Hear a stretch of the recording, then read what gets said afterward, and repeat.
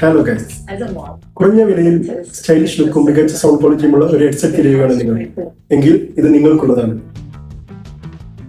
അപ്പം കമ്പനി നമുക്ക് ഇത്തരത്തിലുള്ള ഒരു ബോക്സിലാണ് ഇത് അയച്ചിട്ടുള്ളത്. അപ്പോൾ പാക്കിംഗ് ക്വാളിറ്റി മികച്ചതാണെന്ന് പറയാൻ പറ്റില്ല, എങ്കിലും ഒക്കെയാണ്. പിന്നെ ഈ പാക്കിങ്ങിനുള്ളിൽ നമുക്ക് ഹെഡ്ഫോണിന്റെ കൂടെ കിട്ടുന്നത് എന്തൊക്കെയാണെന്ന് വെച്ച് കഴിഞ്ഞാൽ ഒരു USB Type-C ചാർജിങ് കേബിൾ വരുന്നുണ്ട്.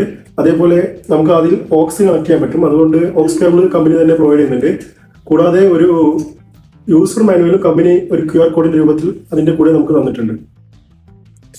അപ്പം ഇതിന്റെ കംഫർട്ടിനെ പറ്റി പറയുകയാണെങ്കിൽ ഇതൊരു ഓവർ ഹെഡ് ഹെഡ്സെറ്റ് ആണ്. 210 ഗ്രാം മാത്രമാണ് ഇതിന്റെ വെയിറ്റ് വരുന്നത്. അതുകൊണ്ട് തന്നെ കൂടുതൽ സമയം ഉപയോഗിച്ച് കഴിഞ്ഞാൽ നമുക്ക് അതിന്റെ സ്ട്രെസ് ഒന്നും ഫീൽ ചെയ്യുകയില്ല.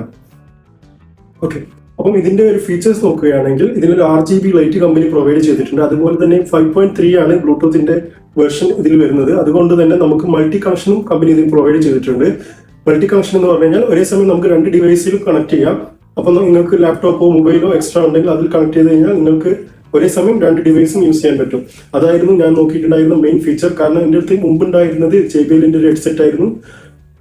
അതിൽ എനിക്ക് ബാസും കമ്മിയായിട്ടായിരുന്നു ഫീൽ ചെയ്തിട്ടുണ്ടായിരുന്നത്. അതേപോലെ മൾട്ടി പോയിന്റ് ഉണ്ടായിരുന്നില്ല. അതെനിക്ക് ഭയങ്കര സ്ട്രെസ്ഫുൾ ആയ ഒരു ലൈഫായിരുന്നു തന്നിട്ടുണ്ടായിരുന്നത്.